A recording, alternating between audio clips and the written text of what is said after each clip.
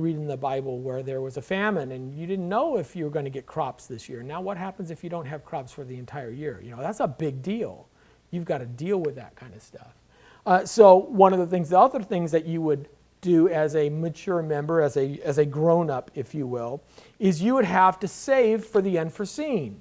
Because these events happened, you would make sure that you would prepare for them. That was part of being an adult, was to stockpile those things, to learn how to make do with what you have and to stretch what you. This is why grandmothers were always canning stuff, right?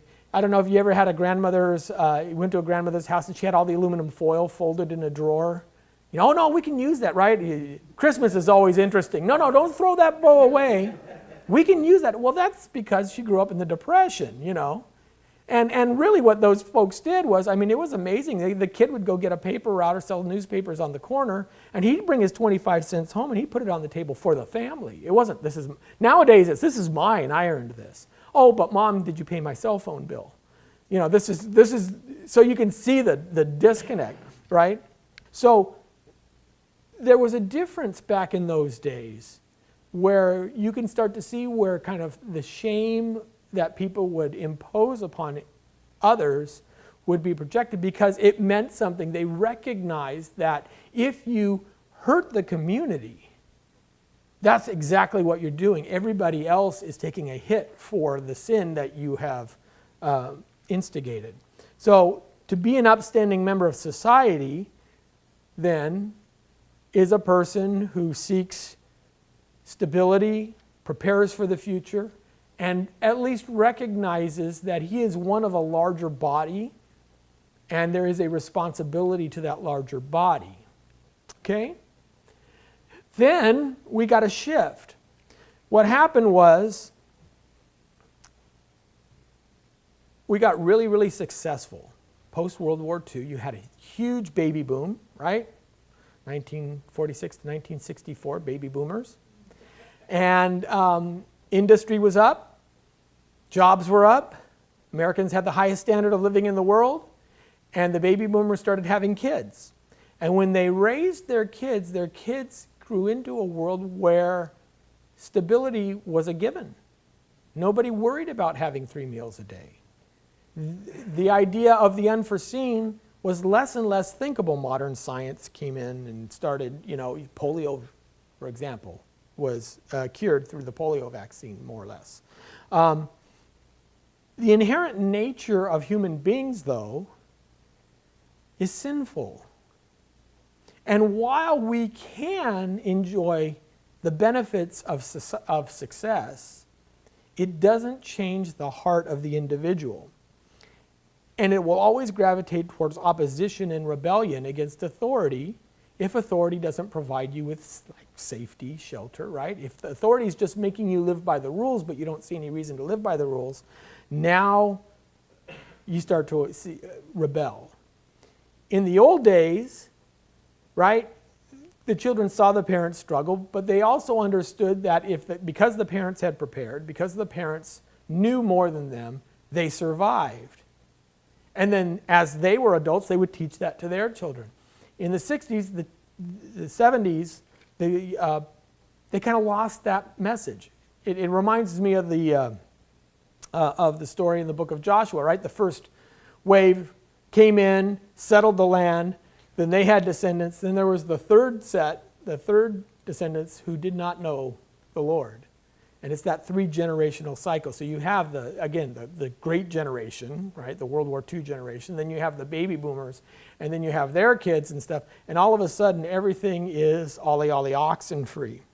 So the sheer number of boomers versus the previous generation meant that instead of conforming to the previous generation standards, they could adopt their own. They could start to individualize themselves. Now, when you do this, guess what you get? See, that's a very childish way of thinking about things. I want things my way, right?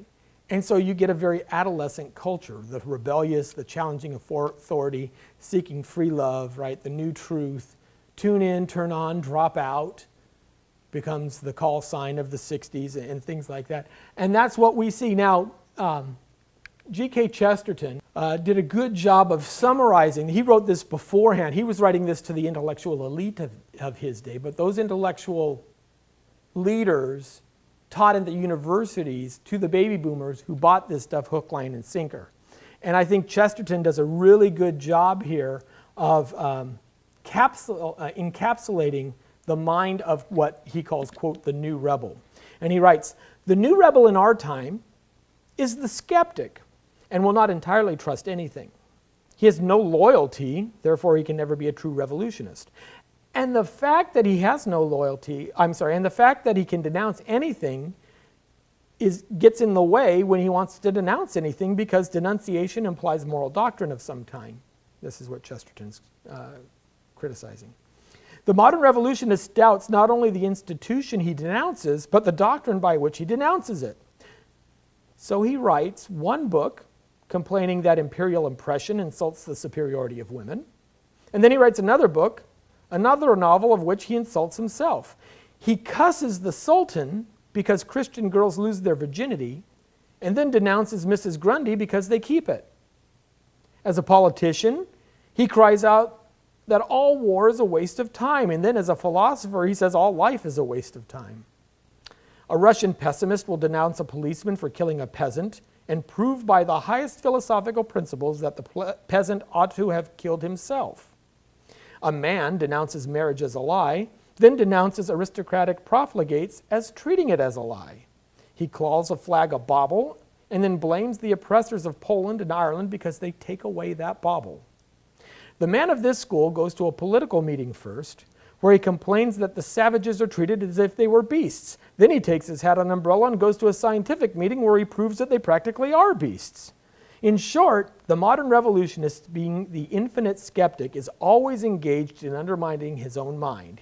In his books on politics, he attacks men for trampling over morality. In his book on ethics, he attacks morality for trampling on men. Therefore, the modern man in the result has become practically useless for all purposes of revolt. By rebelling against everything, he has lost his right to rebel against anything." And I think Chesterton does a good job there of taking this to its logical conclusion. This is what happens when rebellion for the sake of rebellion. Why should we commit to those old structures? Why should we hold to those old ways?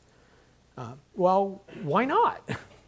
Maybe the fact that they're time-tested can help us understand them.